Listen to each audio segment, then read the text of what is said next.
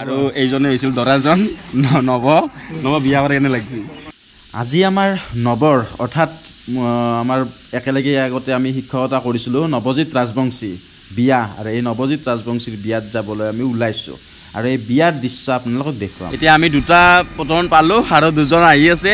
যোনটোৱে যিহেতু বাইকত উঠিব এই নুঠাৰ পৰা হেলমেট পিন্ধি আছে, সি কৈছে নহ'লে ফাইন কাটিব বেলেগ। যিটোতে যাম আজি নিশ্চয় যাম। আৰু পুৱাই কিবা আকৌ খোৱাও নাই, আকৌ খোৱা নাই তাৰমানে আজি নবছৰা ঘৰত তিৰি মিলিয়ে যাম আৰু বেলেগ আকৌ কৰা নাই। আমি বৰ্তমান দুয়ো আহি আছে। ভাস্কৰ ৰমেনক কৈছোঁ হজমিলা 4 পেকেট লৈ আহিবি, মোৰ 1 পেকেট, জিন্তুৰ 1 পেকেট, আৰু দুয়ো খাব। মুঠতে পূৰা পেৰিম আৰু। গতিকে চাই থাককচোন আজি বাক্সা জিলাত নৱৰ বিয়াত যাম আৰু কি থাকে কেনেকুৱা হয় গোটেইখিনি আপোনালোকক দেখুৱাম আৰু ধৰাকো কিবা কিবি সুধিম আৰু চাই থাকক একেবাৰে। ইতিমধ্যে আমাৰ দুজনক দেখিছিলে আৰু দুগৰাকী সংগী আহি গ'ল। এয়া ভাস্কৰ আহিছে আৰু পিছপিনে আছে আমাৰ ৰমেন দা আৰু হজমোলা যে আনিব দিছিল, হজমোলা আনিছেনে নাই? হজমোলা লৈ আহিছে কাৰণ আমি খাব লাগিব আৰু নৱৰ বিয়াত পেৰিব লাগিব। তাৰ আগতে মই এটা পৰিচয় দিছোঁ, আমাৰ ভাস্কৰ এগৰাকী সু অভিনেতা, বৰ্তমান ক'ত ব্যস্ত হৈ আছে এতিয়া? মই প্ৰতিদিন টাইমত কণ্টেণ্ট ৰাইটাৰ।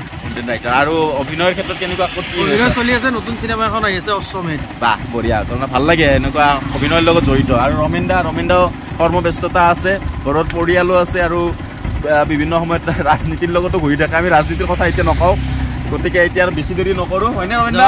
একবাৰ আমি এতিয়া কম জয় নৱ, জয় নৱ বলা। আৰু বহুত দূৰ আহি অৱশেষত পাই গ'লো আমি নৱৰ ঘৰ পাই গ'লো। আৰু যোনটো আহিকে বেলেগ কথা বেয়া না আগে চাহ হ'ব গৈছে জানে, সি বোলে তাৰ বোলে অন্ত শুকাই গৈছে, কিন্তু এৰে পৰা 1 কিলোমিটাৰ আগত আৰু চাহ খাই আহিছে, বেলেগ কথা। কিন্তু আহিকে খালে ন, লালটো মাৰ দিছে, লালমোহন দে, বেলেগ নাভাবিব।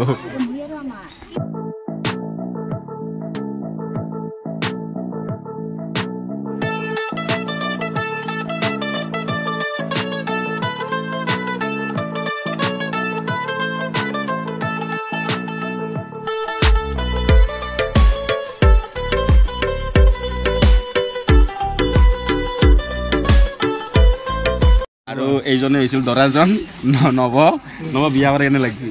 বিয়া কৰে বহুত ভাগৰ কালিৰ পৰা শুবলৈ সময় পোৱা নাই, পুৰা প্ৰেছাৰ ন একদম। নিশাৰ প্লেন কি?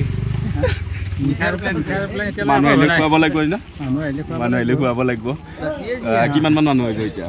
এতিয়া 500-600 মান মানুহ আছে। আৰু আমি ভাবব লাগিব এইটো আৰু একজন, এইটো আমাৰ হেৰি একদম কি দৰাৰ হকী আৰু একদম সৰু কালৰ লগ, একদম মাল আছে।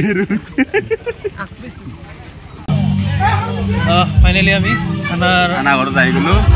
দূৰৰ পৰা কৈছে এইখন ডেক্সৰ কাৰণে বুক, আৰু বুক হৈ গ'ল আমাৰ 4 কাৰণে। আমি চাতিয়া বুক মাইছত বুক কৰিছোঁ।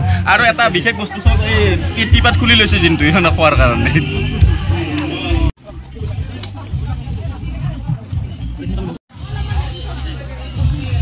খুব গৰম কাৰণে এনেদৰে ভাস্কৰে বেছি আছে।